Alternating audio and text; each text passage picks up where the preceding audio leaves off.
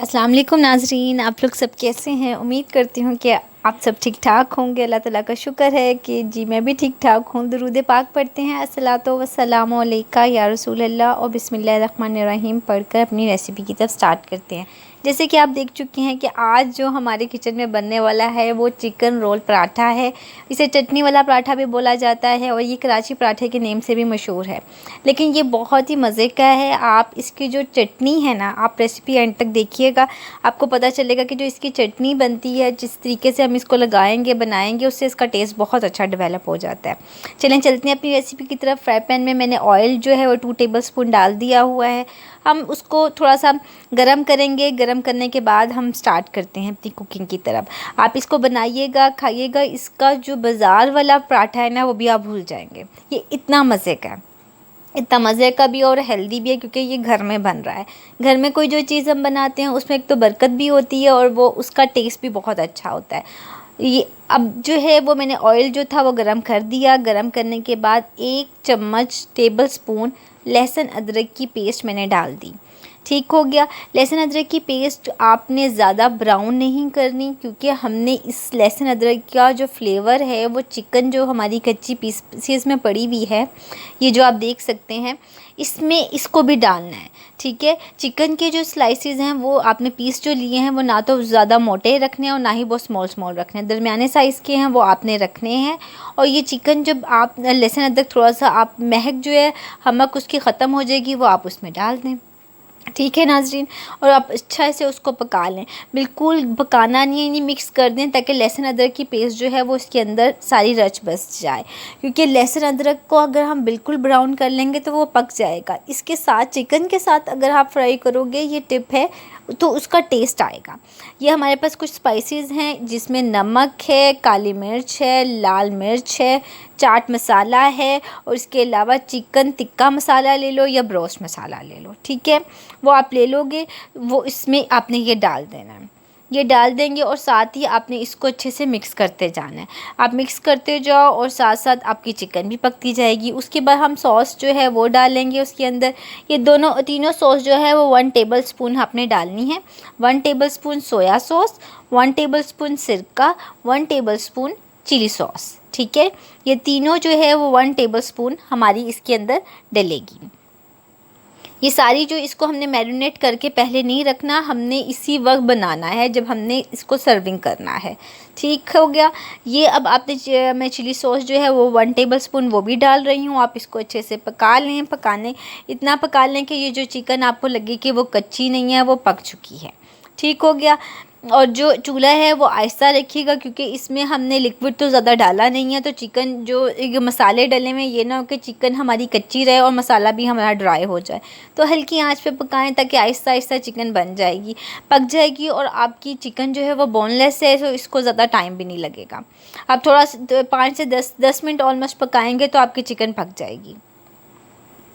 जब आप देखें कि आपकी चिकन जो है वो बिल्कुल पक चुकी है और थोड़ा सा ग्रेवी अभी यानी कि थोड़ा सा रहता है, तो जो स्लाइसिस में आपने एक बड़ा स्लाइस जो प्याज है वो जो एक बड़ा प्याज लेना है, उसको लच्छेदार काट लेना है।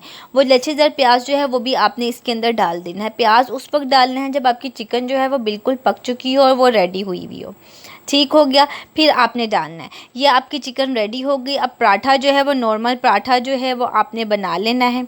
ठीक है, आप वाइट आटे का भी बना सकते हो और लाल आटे का बनाना चाहते हो वो भी बना सकते हो, और अगर दोनों मिक्स करके बनाना चाहते हो वो भी बना लेंगे। ये सिर्फ मैं जस्ट आपके सामने बना रही हूँ कि ताकि आपको आइडिया हो जाए कि इसके साथ जो पराठा है आप घर में खुद से भी बना सकते हो। वाइट का बना लो, रेड आटे का बना लो या मिक्स का बना लो, जैसे आपको दिल करता है। पराठा जो है वो हमारा रेडी हो चुका है। बहुत पतला ना बनाइएगा, थोड़ा सा मोटा पराठा बनाइएगा ताकि वो सही रहे। और फिर उसके बाद जो है आपने जो सॉस जो है चटनी, पुदीने की चटनी जो मैं रेसिपी में पहले ऑलरेडी दे चुकी हूँ, वो आपने यूज़ करनी है। और जो इमली की चटनी है वो दोनों यूज़ करनी है। ये दोनों जो है वो मैं आपको लिंक भी इस दोनों के डिस्क्रिप्शन बॉक्स में डाल दूँगी, वो आप दोनों यूज़ कीजिएगा। और इन दोनों को मिक्स करके हमने इस बनानी है। ठीक हो गया। और जो चिकन थी वो आप देख सकते हैं कि मैंने बना ली, और प्याज जो है वो बहुत ज़्यादा पकाया नहीं है, सिर्फ उसके अंदर डाला है। फिर उसका ताकि प्याज का कच्चापन ख़त्म हो जाए। अब पहले आप इमली की चटनी डाल दें और फिर उसके बाद पुदीने की चटनी भी मिक्स कर दें। इस चटनी से ही इसका टेस्ट आता है। एक्चुअली ये जो पराठा है वो इस चटनी इन चटनी की वजह से फ़ेमस होता है, और जब आप ये चटनी इसमें यूज़ करेंगे तो इसका फ्लेवर बहुत ही ज़बरदस्त आएगा, बहुत जूसी सा होगा, बहुत यानी ड्राई बिल्कुल भी नहीं लगेगा, और बहुत मज़े, एक के बजाय आप 2 खाएंगे पराठे, इतना मज़े का बनता है ये पराठा। आपने जो चिकन हमने बनाई थी वो सारी चिकन और उसका जो जूसी सा जूस है वो भी सारा इसके ऊपर डाल देना है। ठीक हो गया। फिर उसके बाद जब जो प्याज है वो भी आपने बीच में डाल देनी है, और आपने फिर इमली की जो चटनी थी वो इसके ऊपर लगानी है, और साथ ही थोड़ी सी पुदीने की चटनी भी डाल देनी है। आप देख सकते हैं मैंने पुदीने की चटनी और इमली की चटनी दोनों इसमें डाल दी है।